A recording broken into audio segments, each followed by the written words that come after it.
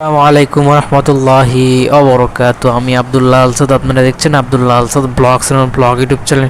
প্রতিনিয়ত নতুন নতুন ব্লগ ভিডিও নিয়ে আমি হাজির হয়েছি আবদুল্লাহ আলসাদ। আপনারা দেখছেন আবদুল্লাহ আলসাদ ব্লগসটি আন্তর্জাতিক একটা ব্লগ ভিডিও নিয়ে আমি হাজির হয়ে গেছি আবদুল্লাহ আলসাদ। আপনারা দেখছেন আবদুল্লাহ আলসাদ ব্লগসের। কথা না বেরিয়ে মূল টপিকে মূল ব্লগে চাম করবো। চলুন শুরু করা যাক আজকের ব্লগ। আজকের ব্লগ হচ্ছে আমাদের ভার্সিটির ইলেকট্রিক্যাল সাবজেক্টের ক্লাসরুম, যে জায়গায় আমাদের ইলেকট্রিক্যাল অনেক যন্ত্রপাতি এবং ইলেকট্রিক্যালের টিচার, আমাদের সিনিয়র ফ্রেন্ড, সিনিয়র ভাই ব্রাদার বা আমাদের বড় ভাই সেটাকেও দেখতে বলে অনেক ভিডিও তাকে ইনক্লুড করা হয়েছে, কিন্তু সেটা বাটপাট টাইপের। যাক, কিছু করার নাই, বাস্তবতায় এরকম মানুষের সাথে পরিচয় হয়ে ওঠে নানা কারণ নানাভাবে। আর পেটে বসানোর প্রয়োজন মনে করতেছি না, কিছু করার নাই এটাই। কিন্তু 100% চার্জ হয়েছে।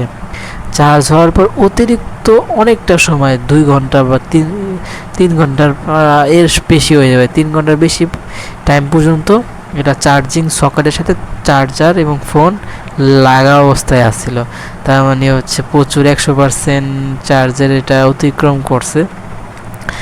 আর এটা এখন আমি একটা ভিডিও 10 মিনিট শ্যুট করছি, সেই ভিডিওতে ভয়েস ওভার হয়েছে, এক্সপোর্ট হয়েছে প্রায় 10-15 মিনিট, 20 মিনিটের কাছাকাছি সময় লেগে গেছে।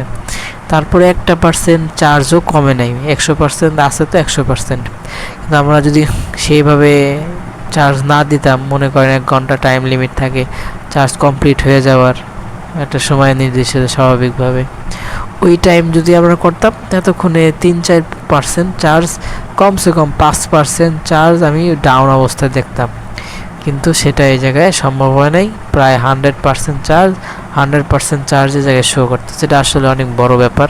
তো মোবাইলের প্রতি আসলে কোনো ক্ষতি হবে নাকি তা এখন আমি ভেবে পাইতেছি না। যাই হোক, আশা করি মোবাইলে যাতে কোনো এরকম ধরনের প্রবলেম না চলে আসে, আশা করে ব্যক্ত করি। সবাই ফোনে দিন আল্লাহ পাক হায়াত বাড়ায় দেয়, সেটা মাস্ট দোয়া করবেন। অনেক সেকেন্ড হ্যান্ড ফোন অ্যাভেলেবেল আছে, যাদের কাছ থেকে সংগ্রহ করার অনেক বেগ পাওয়া লাগে, খোঁজার উপরে আসি। ইনশাল্লাহ পাইলে সেকেন্ড হ্যান্ড ফোন দিয়ে পরবর্তী কন্টেন্টের গতি, এই পথ বা গতি আরও বাড়ানোর চেষ্টা থাকবো। এটা আপাতত আমার ভবিষ্যৎ ইচ্ছা। আর একজনে অফার দিচ্ছে, সে জায়গা থেকে সংগ্রহ করতে হবে। এখন একটা মাথায় এটা অনেক ভালো একটা কথা মনে আসছিল, কিন্তু ভুলে গেলাম। যাক, এগুলো আমাদের ব্লগ। এখন কাজও নিয়মিত লাগে। আগের ওই ফুটেজ বা আগের ওই কন্টেন্টটাতে একটা জিনিস আমি ডেডিকেটেডভাবে ক্লিয়ার করে দিছি। এই জায়গায় ক্লিয়ার করে দেওয়ার মতো কোনো মন মানসিকতা বা প্রয়োজন মনে করতেছি না, সেজন্য দিতেছি না। সেভাবে ধারাবাহিকভাবে আমাদের আগাইতে হবে এবং এই জায়গায় আমাদের অনেক ধরনের রিস্ক নিয়ে কাজ করা লাগে। আর এমনি টাইম লিমিট অনেক শেষ, অলরেডি 4টা বাজে গেছে আমি যখন মোবাইল দেখছি। কিন্তু যেহেতু পিছু অন নাই, রিয়েল টাইম ভিউ এখনও আমার সামনে প্রস্তুত না, আন্দাজ অনুযায়ী আমাদের এই কাজ করা লাগবে। তো এই কাজ স্টার্ট করে দিই এবং ওই জায়গা থেকে যে জিনিস প্রয়োজনীয় সেগুলো নিয়ে আইসা আমাদের এই জায়গায় গোসল করে কাজটা কমপ্লিট করে আমার শুয়ে পড়তে হবে। জায়গায় আমি শোয়ার জন্য বেশি টাইম না নেওয়ার অনেকগুলো কারণ আছে। তাড়াতাড়ি বাসায় যাওয়া লাগে, তারপর একটা প্রবলেম হতে পারে জায়গায় থাকলে, অনেকজন মানুষ একসাথে থাকি, ফ্যান ছাড়ে না, আর অনেক কিছু অ্যাভেলেবেল না, এই জন্য জায়গায় দীর্ঘ সময় থাকি নাই। এরকম ঝামেলা পরিবেশ ক্রিয়েট হলে বা এরকম ঝামেলা মনে হইলে আশা করি এরকম থাকা লাগতে পারে। যেমন একটা বন্ধু, তার সাথে আমার কথা হয়েছিল, সেই স্টেট ফার্স্টে ঢোকার জন্য অনেকটা আকুতি নিকুতি করতেছে আমাদের মাঝে। আমি যার মাধ্যমে আমাদের এই প্ল্যাটফর্মে আসে, যে আমাদের অনেক প্রাণের বন্ধু স্কুল থেকে, তার সাথে পরিচয়, যে আলামিন তার নাম, অনেক জায়গায় তাকে পরিচিতি করা দেওয়া আছে। তাই সেই জায়গায় ঢোকার জন্য অনেকটা আমাদের আগ্রহ করে তোলে এবং সে আপাতত সিলেটে এন্ট্রি ম্যান হিসেবে কর্মরত আছে। এবং আমার একটা ফ্রেন্ড নাহিদ, তার সাথে অনেক স্মৃতি এবং অনেক কন্টেন্টের অনেক টাইম তার সাথে সময় কাটানো লাগছে। সে যখন এই এলাকায় ছিল তখন দিনের প্রায় 12-13 ঘন্টা তার সাথে টাইম স্পেন্ড করা হতো। কিন্তু এখন বন্ধুরা এক একজন এক এক জায়গায় তারা চলে গেছে। আসলে মিস করি, কিন্তু আসলে সব সময়গুলোকে আপনাকে মাইনে নিতে হবে। সেই আগের সময় যেহেতু আমরা পাওয়ার সুযোগ নাই, এটাই বাস্তবতা। এটাই মাইনে নেওয়া লাগবো। আপাতত ওই আমার ওই আলামিন ফ্রেন্ডের থ্রুতে 1 তারিখ থেকে সিলেটে যেয়ে সে কোনো একটা কর্মস্থলে ওই যে কর্মরত থাকতে পারে। 1 তারিখ থেকে এখন নিয়ম করছে, মাঝপথে মনে হয় লোক নেয় না, তার মাঝে মধ্যে নিয়েও ফেলায়। কিন্তু 1 তারিখ থেকে শুরু করলে কি একটা শক্তি সামর্থ্য বা হচ্ছে একটা মানে একটা কিছু স্তম্ভ গাঁথা যেমন মজবুত হয়, 1 তারিখ থেকে সেরকম মজবুত একটা স্তম্ভ হয়। আহামরি পরিবর্তন না, কিন্তু তারপর অনেকে মনে করে থাকে যে এটাই আসলে বরকত হবে। মাস শেষে আসলে পুরা মাসের একটা স্যালারি পাওয়ার একটা আশঙ্কা থাকে, যেটা পরিমাণটা ওই যে কেউ যদি মাঝপথে আসে সেটার থেকেও বেশি থাকে। তো এটা অনেক বড়, অনেকের বড় চিন্তা যে আসলে শুরুর থেকে করাটাই আমার জন্য ভালো হওয়ার আশঙ্কা আছে। এই জিনিসগুলো নিয়ে আরও ডিটেলস স্টেট ফার্স্ট নিয়ে যদি কন্টেন্ট কমেন্ট করবেন ইনশাআল্লাহ। এই জায়গায় কীভাবে কর্মরত আছে বা কত ধরনের কাজ এই জায়গায় অ্যাভেলেবেল দেওয়া হয় সেটা ধারাবাহিকভাবে আপনাদের মাঝে উপস্থাপন করা হবে। আর এটাই যেহেতু লাস্ট ব্লগ, আশা করি আপনাদেরকে ভালো লাগবে। অনেক কষ্ট করে রাইডিংয়ে সাইটটাতে ঢোকার আগ্রহ পোষণ করি, যেটা আপাতত আমাদের ক্যান্সেল এবং শুটিং আছে। এখন এই চাকরি অনেকটা ভেজালের মধ্যে আছে। ইনশাল্লাহ ভেজালটা মানে হচ্ছে রিমুভ করে বা ভালো কিছু অ্যাচিভমেন্টের জন্য আপনার সামনে আগাবো। তাই আমার জন্য মাস দোয়া করবেন। যখন একটা জিনিস মনে পড়ে, একটা কথা মনে পড়ে, তখন হচ্ছে বলার অন্য টপিকে আলোচনা করতে থাকে, মেন কথাটা বলা হয় না। সবাই সবার জন্য দোয়া করবেন। হা হা হা হা, তার সাথে কিন্তু অনেক কন্টেন্ট অ্যাভেলেবেল আছে, ঠিক আছে।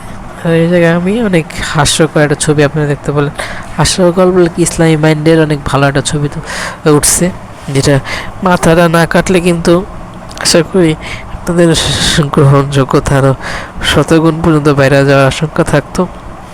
এই ক্লাসে অনেকটা সময় পর্যন্ত ক্লাস করা লাগছে, এখন ওইদিকে যাই না, স্মৃতি থাকে না, আমি এদিকে বসছি। বাবার যদি সেই জিনিসটা কোনো একটা মাধ্যমে আমার আবার টপিকে আলোচনার মধ্যে আসে, তাহলে সে জায়গায় ওই সময়টা কী করছি এখন করতে পারতেছি না, আসলে মিস করি। ওই বিষয়গুলো যাই কাজ করে। প্রত্যেকটা টেবিল আমার হাতে ছোঁয়া অ্যাভেলেবেল, প্রত্যেকটা ইলেকট্রিক্যাল জিনিস অনেকগুলো হচ্ছে নিজের হাতে ধরা, এগুলো আসলে বাস্তবতা ধরছি।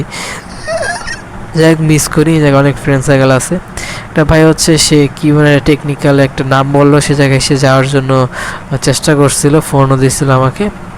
তো ফাইনালি সেই দিন হচ্ছে খালাম্মাকে নিয়ে হাসপাতালে চলে যাই, যার কারণে যাওয়ার সুযোগ হয় নাই। খালাম্মা হচ্ছে আঙ্কেল একটা বেজাল্লা লোক, তারা হচ্ছে যখন তাকে স্বার্থে যদি কোনো একটা কথা বা হচ্ছে কোনো কাজের মাধ্যমে হোক স্বার্থে লাগে, তারা সেটার প্রতিবাদ করার জন্য একদম দাঁড়ায় ওঠে। মাঝে মধ্যে ভালো বলবো, তারাই হচ্ছে একসময় আপনাকে নিচে নামানোর জন্য উঠে বলে লাগবো। যেমন একটা সমস্যার কথা বলছিলাম, যখন আমাদের পরীক্ষার টাইম ছিল বা মামি ছিল, তখন আমাকে মামি গেট খুলে আমাকে ঢোকার মতো ঢুকতে দেয় নাই, তা আবার এমনি সাধারণ কোনো টাইমে না, রাত 11টার পরে আমি বাসায় গেছি যাতে তার কষ্ট না হয়, সকালবেলা যাতে আবার ঘুমার থেকে উঠে বা যেতে পারি। সে ওরকম এত কিছু চিন্তা করে আমি এত রাতে যাই, কিন্তু সে আমাকে দরজা খুলে আবার হচ্ছে দরজাটা লাগাই দেয়, ঢুকতে দেয় না। এই কথাটা আমি বলছি, তারা অনেক জায়গায় যুক্তি তর্ক দিল যে না ঠিক করে নাই, কিন্তু তারাও আমার সাথে এরকম বিহেভিয়ার করছে। আগে 5-এ তাদের কাছে থাইকা আমার পিএসসি পরীক্ষাটা কমপ্লিট করা হয়েছে, এবং 6-এও বেশ কিছু সময় তাদেরকে এদিকে থেকে আমার কন্টিনিউ করা লাগছে। এদিক খালার বাসা, আমার নানির বাসা, এরকম যাতায়াত করে আমাদের এই ক্লাস টাইমটা আমরা পার করে আসছি। সে এরকম আমাকে ঘর থেকে বাইর করে দিছে, একটা টপিক ধরছে, বলে কি এই বাসায় আসবি না, এখান থেকে চলে যা। মানে রাতের বেলা, তারপর গ্রামের এশারের পরে রাত, আসলে নিঝুম রাত। ভয়ানক ঘটনা কম হইলেও এখন তো সব জায়গায় খারাপ ঘটনা হয়ে থাকে, ওরকম একটা রাতে আমাকে বাইর করে দেয়। তারপর আঙ্কেলের কথা যে বলেন, সেও নাসরমান, এখন কিছুই হইতে শিকার যাবে না, সবই অস্বীকার যাবে, অনেক ভালো, এগুলো কেন করতেছে তারা, সেও যে করে নাই তা না। সে আমাকে জায়গায় রমজান মাস ছিল, আমরা যে তারাবি পড়া হচ্ছে অনেকটা ফ্রেন্ড মিলে তারাবি সবাই পরে আমরা নামাজ ফাঁকি দিই, ওই বয়সটা এরকমই ছিল। যাই হোক তারাবি নামাজ না পড়ি, তো যে ফরজ নামাজগুলো, ওক্তের নামাজগুলো, সেগুলো পড়ে আমরা বাইরে হাঁটতেছি, একটু দেরি করে, তার আগে আমার একটু পলায় যাতে লাস্টে তারা যাতে যোগ দিতে পারি এরকম একটা চিন্তাই করছি, মিস হয়ে যায়। পরে যাই, সে গেট খুলতে চায় না সেই এশারের পরে, মানে সেই রমজান মাসে ভয়ানক একটা পরিস্থিতি হইতো। তারপর মায়েরা করে অনেক জোর জবরদস্তি করে চেষ্টা করে, তারপর হচ্ছে ফাইনালি তাকে মনটাকে নরম করে আমার গেটটা ফাইনালি খোলা হয়। এই ঘটনার কথা সে আমার সাথে করছে। যাই হোক, এগুলো সবাই এরকম মেন্টালিটি হয়ে থাকে। আসলে একজনকে দোষ দেওয়া লাভ নেই। ব্লগের আমি শেষ মেয়ে চলে, সেই ব্লগটা ভালো লাগে লাইক করুন, কমেন্ট করে আপনার মূল্যবান মতামতগুলো দিয়ে যাবেন, শেয়ার করে আপনাদের বন্ধুদের মধ্যে ব্লগটা ছড়া দেবেন। সাবস্ক্রাইব করেন, সাবস্ক্রাইব প্রেস করে সাবস্ক্রাইব করবেন, পাশে বেল আইকন প্রেস করে অল করবেন, যেরকম মূল্যবান মতামতগুলো দেবেন, সাপোর্ট করবেন, দোয়া করে। আমার যদি ভুল হয়ে থাকে সবাই ক্ষমার সাথে দৃষ্টি থাকবেন। মাস্ট সময় আম্মুর জন্য দোয়া করেন, ফোনে আল্লাহ পাক হায়াত পায় দেয়, দীর্ঘদিন ইউজ করতে হবে। মাস্ট ফোনের জন্য দোয়া করেন, ভয়ে এমন মাইকটা ইউজ করতে পারে, হায়াত যেতে পারে দীর্ঘদিন, এমন মাইকটার জন্য দোয়া করবেন, আমার জন্য দোয়া করবেন, আমার আম্মুর জন্য পাঁচ ছয় মন খুলে দোয়া করবেন। Thank you so much. ব্লগটা দেখছেন, আসসালামু আলাইকুম ওয়া রাহমাতুল্লাহি ওয়া বারাকাতুহু। সবাই আমার জন্য মন খুলে দোয়া করবেন, আম্মুর জন্য দোয়া করবেন। Thank you so much.